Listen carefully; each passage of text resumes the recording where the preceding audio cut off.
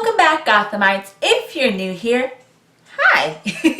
I'm London, aka History of the Batman. I am wearing a Batman shirt today. You just couldn't really see it in the frame, and I don't really like that you can't see it. I'll change the frame.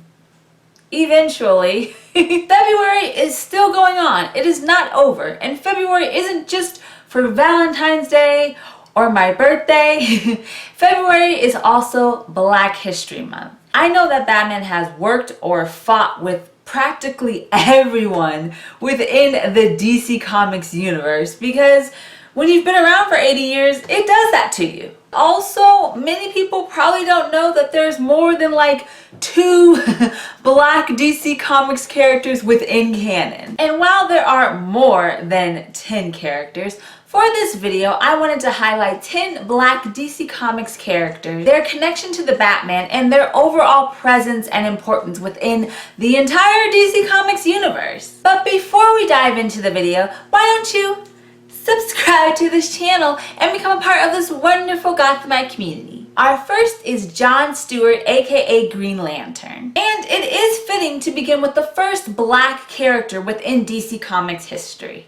This powerful character debuted in 1971's Green Lantern issue 87 and was created by the dynamic duo of Dennis O'Neil and Neil Adams. And Neil Adams even quoted saying that they needed a Black character not because they are liberals, but because it just makes sense. Because it is the 70s. Get it together. While portrayed as both an architect and an United States Marine. From Detroit, Michigan, in both pre- and post-crisis continuity, John Stewart took on missions and became the Earth's Green Lantern, while Hal Jordan, who was the regular Green Lantern of Earth, was off doing other missions. It sounds worse than it actually is, but Stewart's Green Lantern is considered one of the best because his constructs were always amazing because he's an architect. So why wouldn't they be flawless? I think that's pretty dope. John Stewart would eventually join Batman in the Justice League of America and would even have his own centric arcs. Perhaps this particular character is best known for his portrayal in the early 2000s animated TV series Justice League, who was voiced by Phil LaMarr. I have had a Comic-Con panel with Phil LaMarr, and hearing him say the oath is one of the best things ever. But the bottom line is John Stewart's Green Lantern is considered one of the most popular DC Comics characters in modern history, and I'm sure that will continue for years and years to come. Our next character is Black Lightning. Here's a really weird but fascinating fun fact. Originally, DC Comics was going to make the character a white, racist man, and when he became too stressed, he became a powerful Black man. Now, there's so much to unpack there. Obviously, the original creator, Tony Isabella, was like, you guys need to stop this right now. And instead, DC went with Isabella's idea for Jefferson Pierce, aka Black Lightning, who debuted in 1972's Black Lightning issue 1, and had their own self-titled but short-lived publication. Instead of a white racist man turning black, Pierce was a Black man who had the ability to create an electrical current with a belt around his waist and had incredible strength, and was seen as a helpful warrior within his community. Already becoming a dynamic and popular character, Black Lightning not only appeared in the Justice League of America in the 1970s, but joined Batman's original team of the Outsiders in 1983. Black Lightning's background would develop more within the post-crisis continuity, from being a metahuman with bioelectric capabilities, and like many heroes would even have his own rogues gallery. Outside of comics, not only was Black Lightning featured in the TV animated show Batman the Brave and the Bold, but the character now has his own live-action TV series on the CW, which has ignited a spark in both old and new fans of this amazing character. Our next featured character is Hawkgirl. This character I wanted to discuss because she has been portrayed as Black in outside media and in different incarnations. I'll explain what that means. Debuting in 1940's Flash Comics #1 and created by Gardner Fox and Dennis Neville, Hawkgirl and her love Hawkman have a tragic love story for the ages. Originally seen as reincarnations of the ancient Egyptians Shayara and Prince Khufu, throughout their long history thanks to the metal Nith, after they died in this ancient Egyptian past, their souls were not connected in the afterlife. And not only would they not come back together in the afterlife, but they would be reincarnated several times over, and every time would be separated by death. What's worse is that with each reincarnation, Hawkgirl would actually remember the deaths in the past. So that's just a lot of weight and horrible memories on someone. So I commend her for being the awesome superhero that she is. Speaking of which, Hawkgirl would be revived in the 1960s and would be given amazing strength along with her synthetic wings, swords, and maces. And eventually in 1977 would join Batman in the Justice League of America.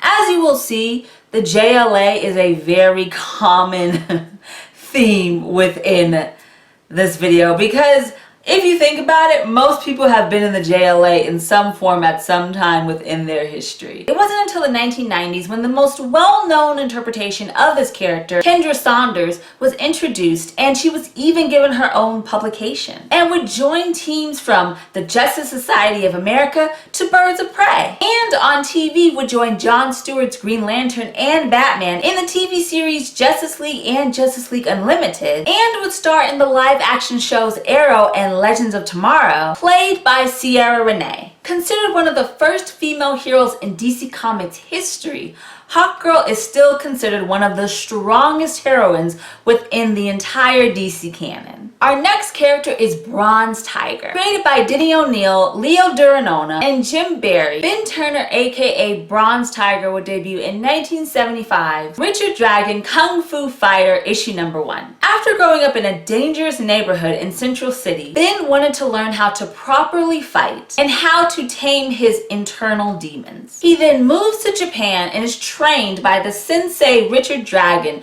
and becomes one of the most powerful martial artists in the entire DCU. While in the beginning, Batman and Bronze Tiger were unfortunately enemies because due to Bronze Tiger's incredible skills, Ra's al Ghul and the League of Assassins brainwashed him and ordered him to kill the current Batwoman of the time. But later on, Amanda Waller of the Suicide Squad redid the brainwashing of Bronze Tiger, joined Suicide Squad, and then later would join Batman on the Justice League Task Force. See, another version of Justice League. Like other characters on our list, Bronze Tiger has been seen in animations such as Batman the Brave and the Bold, and even in the live-action TV series Arrow on the CW, continually proving to be one of DC Comics' best martial artists that is even respected by the Dark Knight himself. Our next character is Amanda Waller. The leader of John Ostrander's and Kim Yale's revamped Suicide Squad in the late 1980s, Amanda Waller would recruit criminals to go on suicide missions that would do good for the world.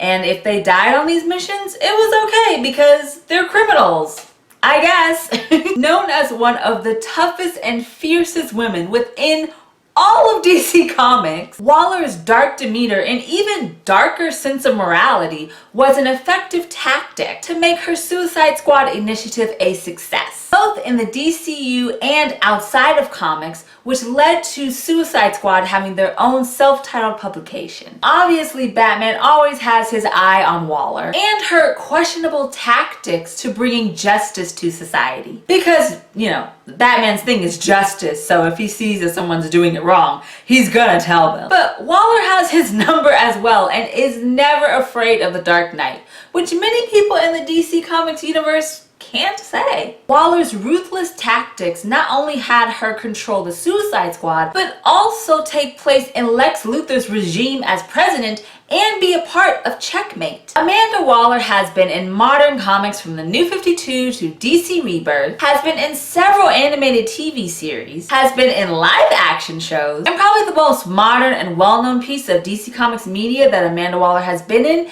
is 2016's DCEU film Suicide Squad. They don't call Amanda Waller the Wall for nothing. She is a force to be reckoned with and has remained a fan favorite ever since her debut and continually keeps Batman on his toes. Our next character is Batwing. I love this character. The first Batwing was actually introduced in 1973's Batman issue 250, but of course was revamped in the modern era by our eccentric uncle Grant Morrison in 2011 and designed by Kris and Yannick Paquette. Batwing became the Batman of Africa within Bruce Wayne's initiative called Batman Incorporated, which branded and established different types of Batman throughout the world to assure that there is justice across the globe. The first modern Batwing was David Zavimbe, and his background was centralized in Africa. After being wounded later on, Lucius Fox's son, Luke, took up the mantle as Batwing and was more centralized in Gotham City. And yet his design and values are still true to the original character of the Batman of Africa. Batwing has been featured in the animated film Batman Bad Blood alongside Batman family members from Batwoman to Nightwing, and I'm certain that his presence and diverse persona will continue to grow within comics and outside media. Next, we have Duke Thomas. A newer addition to the Batman family, Duke Thomas debuted in 2011's Batman issue 21, after Duke and his family saved Bruce Wayne's life during the events of Batman Zero Year. But after the events of Batman Endgame, Joker was the reason why Duke lost his parents within the sewers of Gotham City,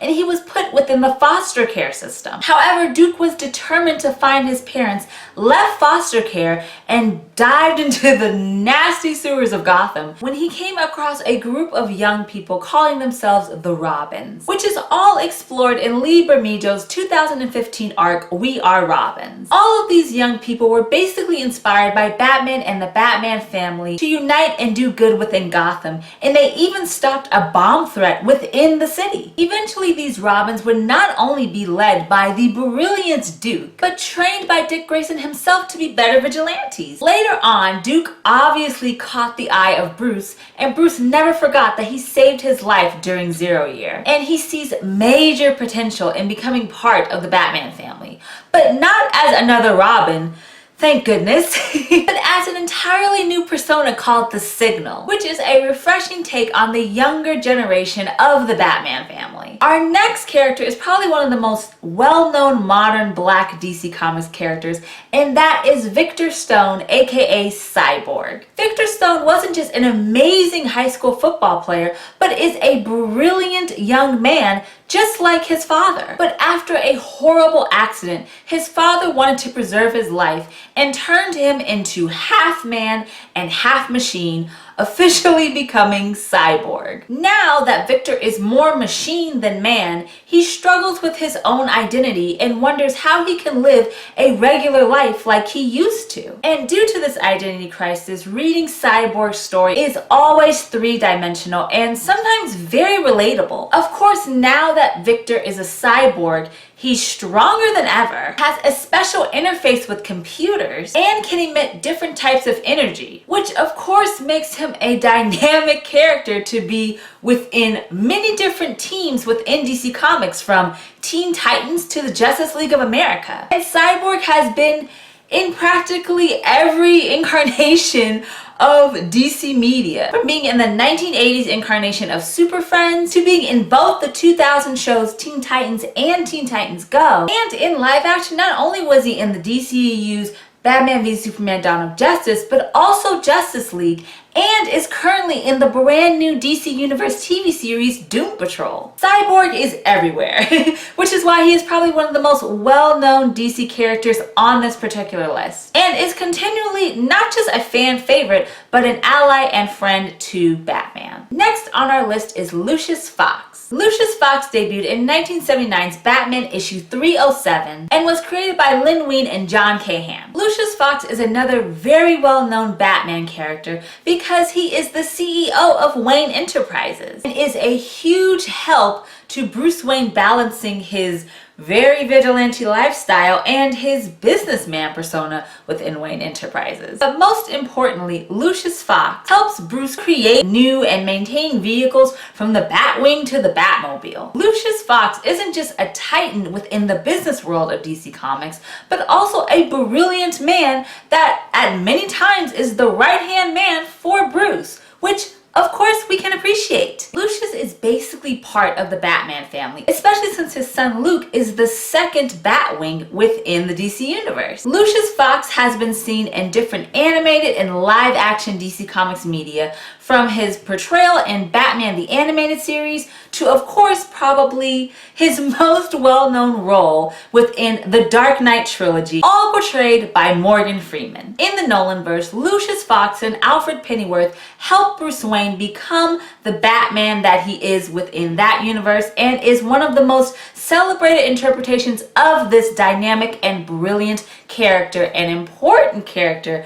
within the Bat family. Our last character highlighted in this video is one that I have talked about in several other videos, in particular my video, What If Stan Lee Created the DC Universe? And that is the character of Wayne Williams. From 2001 to 2002, the late and forever great Stan Lee was asked by DC Comics to reimagine the Justice League of America and giving them different backstories and different interpretations, but also keeping their classic foundation. And just imagine Batman, written by Stan Lee and illustrated by Joe Kubert. This Batman is an African-American young man named Wayne Williams who is framed for a crime that he didn't commit and is sent to prison.